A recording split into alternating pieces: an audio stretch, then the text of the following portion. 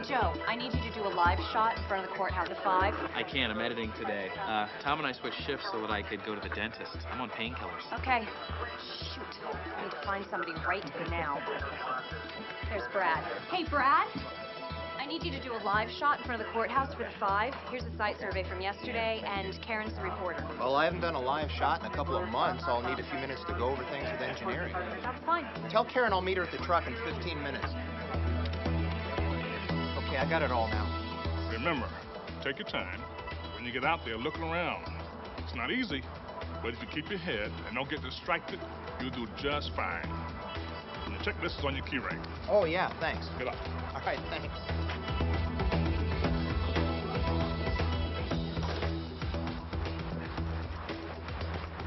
Okay, I'm here. Let's go. I'm almost ready. Just give me another minute. Okay, but remember, we're in the first block. We'll make it.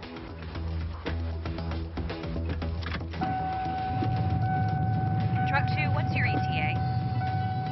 We're about to pull out now. We'll be there in about 10 minutes. Come on, let's go. I don't want to be late on another story.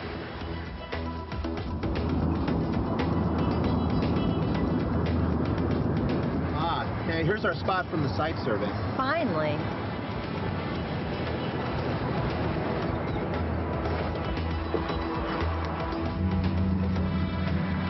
Excuse me, sir, you can't park here. We're keeping this lot closed for security reasons. Oh, great. Now we got to find a spot on the street. We made it. I'm going to tell the desk. How soon can you be ready? Just as soon as I make sure we can get a live shot out of here without getting killed. Come on, we do live shots here all the time. Yeah, and the conditions are different every time. If we start cutting corners, we could get hurt. But we can still do this right and get the job done. Great. All the other stations are going to get the best spots. I don't care about the other stations. They're not responsible for my life or your life. Well, this isn't going to work here, because if I raise the mast, we're not going to have 10 feet of clearance. Look, I'll tell you what, why don't you go inside the courthouse and find our contact? I'm going to look for another space. We'll work something out. Great.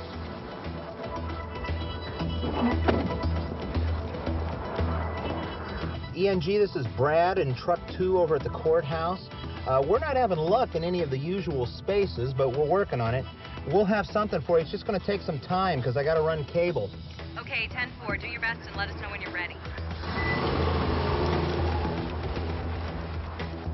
Let's see where the power lines are here.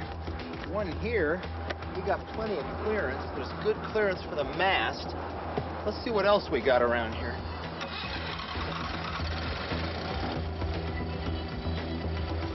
Engineering, this is Brad in truck 2. I'm ready to transmit. A life sentence. This is Karen Miller at the Juvenile Courthouse. Now back to you. We're clear. Good job, Brad. Thanks. You did a good job. Yeah, no sweat. Hey, Brad, you about ready to go? Yeah, wait a minute. Let me walk around the truck first. Make sure I have everything. Okay.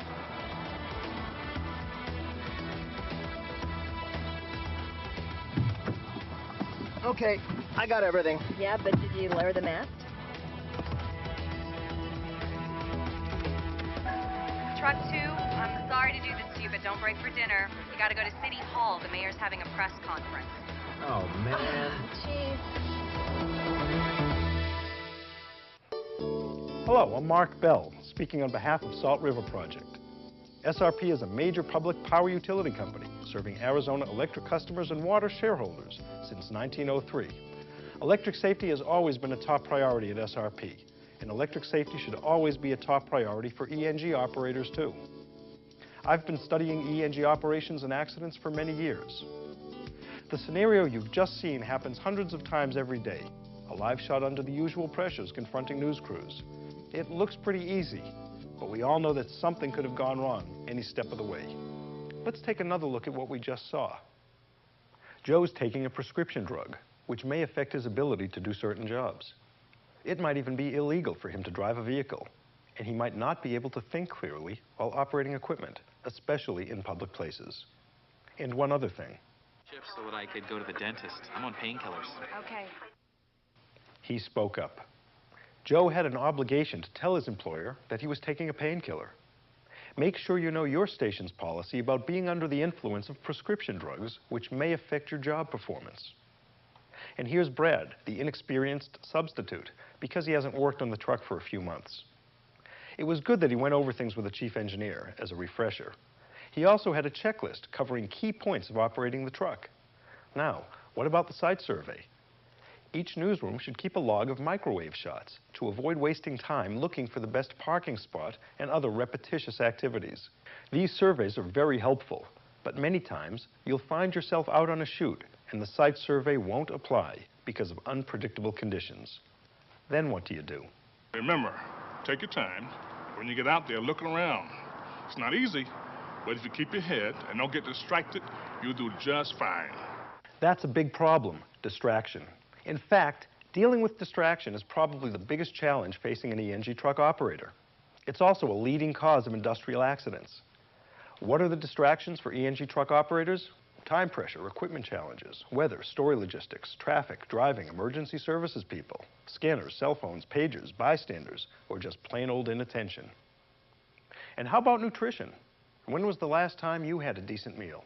Poor eating habits can lead to mental and physical fatigue, which can affect your judgment. In fact, one of the first signs of fatigue is errors in judgment. So when you're facing a problem, you might rush through the thinking process and settle on the first, not necessarily the best solution. Errors in judgment are a leading cause of industrial accidents. You can prevent them just by preventing the causes of fatigue. Because the challenges and distractions in the field are different from those in the newsroom, it's a good idea for assignment editors and producers to go out in the field a few times to see the situation firsthand. They'll have a much better understanding of what you're up against. Come on, let's go. I don't want to be late on another story. One more thing. How fast does your station policy allow you to drive? ENG truck drivers are not emergency services people. Broadcasters don't have the authority to break the speed limit while covering a story. And they don't get special parking privileges either. It sounds so simple to just go out and find a parking spot. But in the history of ENG, it has not always been that simple. All of the incidents you're about to see were the result of distraction during setup. In this particular case, it seems the operator didn't pay attention to the fact that he parked right next to a power pole with wires connecting to it from 3 different directions. In this next incident, the operator stated that he could not possibly have parked the truck where you see it here. Inattention, distraction, time pressure. Now in this incident, a veteran engineer was killed when he raised his mast up to a power line. Niles, get fucking out of there! In an amazing set of circumstances, this video was shot as the tragedy actually occurred. It was a rush setup with pressure from the assignment desk. So perhaps the tech didn't notice how the crown in the road would actually bring the mast closer to the overhead wires as it was being raised. The reason you're seeing arcing on this antenna is because the power is flowing from the wire through the antenna to the center feed, down the mast, into the truck body, out the rear axle, and into the leg of the operator, who lay dead next to the curb. Here's the story of what happened to Jeff Fisher. Delta firefighters worked frantically to try to save a life. The life of a BCTV microwave operator, victim of a tragic accident. He was just getting out of his truck, and I stopped and talked to him and told him who I was, and he opened up that little panel up there, and he started to put that tower up. I didn't even notice it going up. But as the microwave dish atop the BCTV van was being raised for a live hit into the new news by this reporter, it touched a power line above. It got too close to the power lines, and as a result, the power arced and came down, and electricity passed on to your crew person. He was struck to the ground. From what we can tell, his injuries are quite serious, and he's been taken to the Delta Hospital, where he's being looked at right now. Not long after the injured microvan operator was taken to the hospital, the questions began on how the accident could have been prevented. Rule number 1 is look up. I mean, power lines are obviously a hazard. It's no different than setting a hydro worker working on a cherry picker. You know, look up, see where you're going. Jeff Fisher, 36, succumbed to his injuries. His mother, 2 sisters, and a girlfriend lost a family member. And so did his colleagues at BCTV. The story of Jeff Fisher's death did not end when Jeff died. Police and firefighters at the scene narrowly avoided potential injury when they walked dangerously close to the body and the truck, which may have still been energized. Nobody knew. But perhaps the most ironic part of this story is knowing that just 9 months earlier, Jeff Fisher had passed a written test on ENG truck operation. There are lots of lessons to be learned from these incidents. For example, what do you do if your truck makes contact with a power line? It all depends on where you are in relation to the truck. If you're alone and you're outside the truck, don't go near it. Don't touch it. Stay back and keep others away as well. Call 911 or ask someone else to get help. If your truck is touching a power line, it is no longer a truck, it is a power line. Again, stay away from the energized truck and make sure others do the same. Hop or shuffle to get away from the truck. We'll show you the proper procedure in just a moment. If you're outside with somebody else at the time your truck makes contact with a power line, it's important again to think clearly. If the other person got an electrical shock and they're injured or unconscious, do not approach them. It may be the hardest decision to make, but if you're out of danger, don't trade that for anything.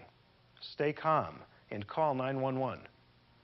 It's a sad truth that people who try to help victims of electrical accidents may be putting themselves in more danger than the original victim. For example, in this incident, 2 photographer reporters were out on a live shot when their mast was raised into a power line. The first tech was blown clear of his contact with the truck and suffered severe burns on his arm and other parts of his body. The second person rushed over to help. It may have been her forward momentum which caused her head to touch the truck while her feet were on the ground. In other words, her body became a path to ground for the electric current. The woman was in a coma for more than a month and required multiple surgeries. Her injuries and treatment were far more extensive than those of her colleague, the original accident victim.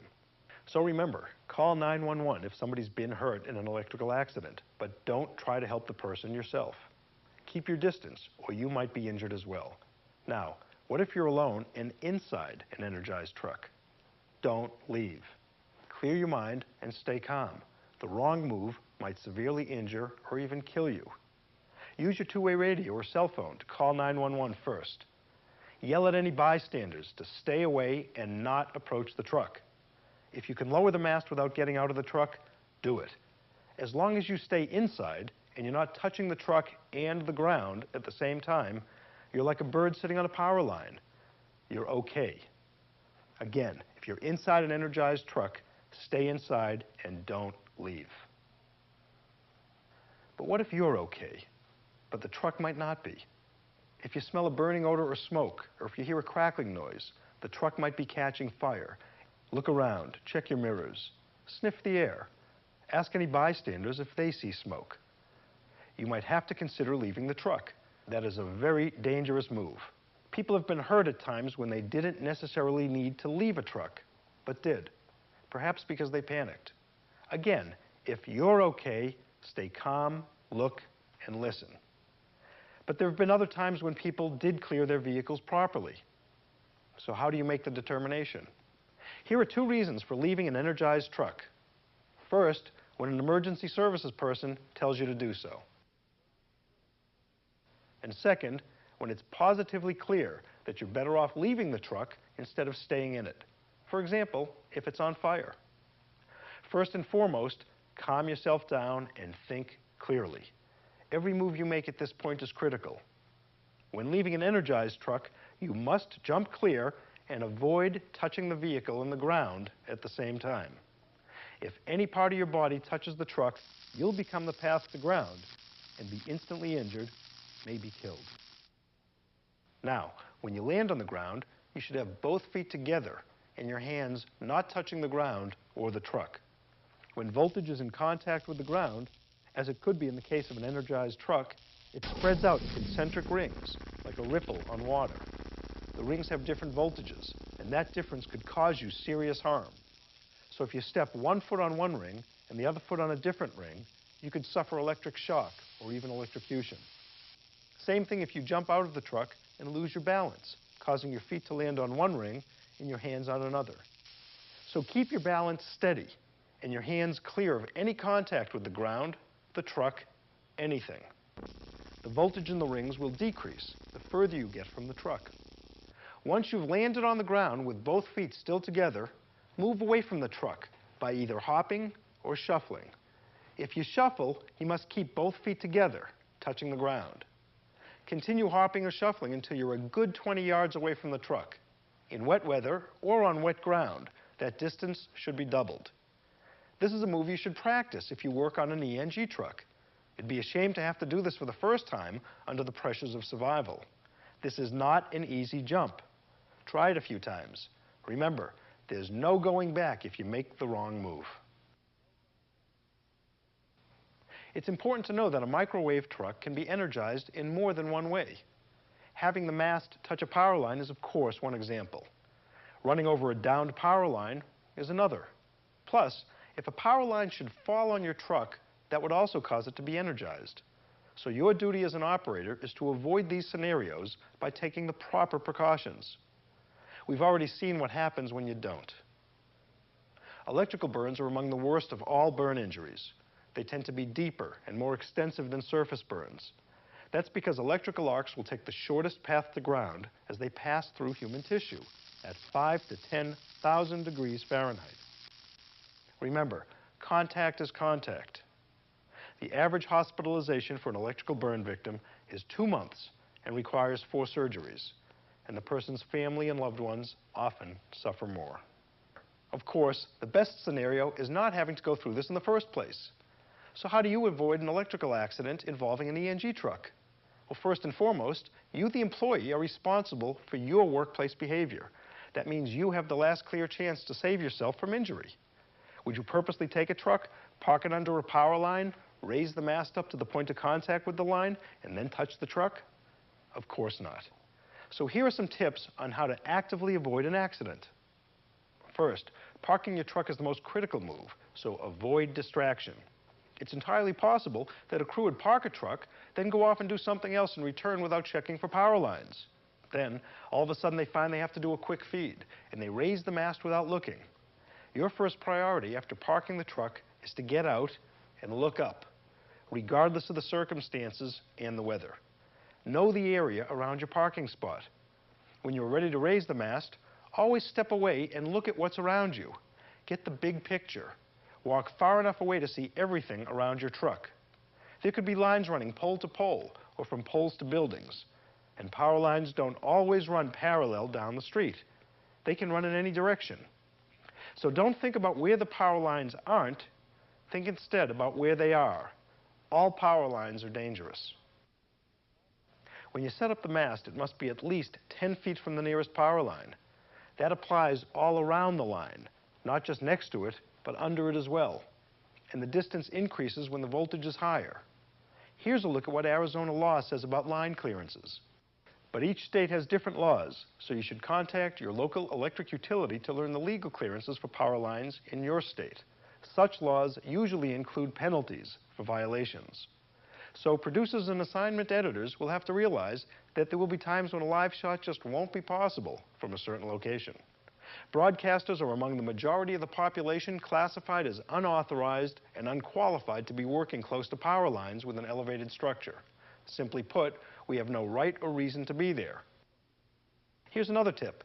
If you're not using a wireless system, make sure there's lots of cable in your truck.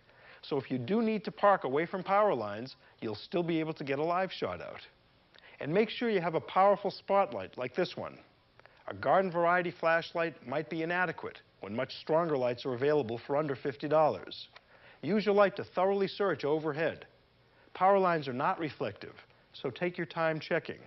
Your life will depend on it. You should also carry a couple of reflective vests to wear at the scene of every nighttime live shot.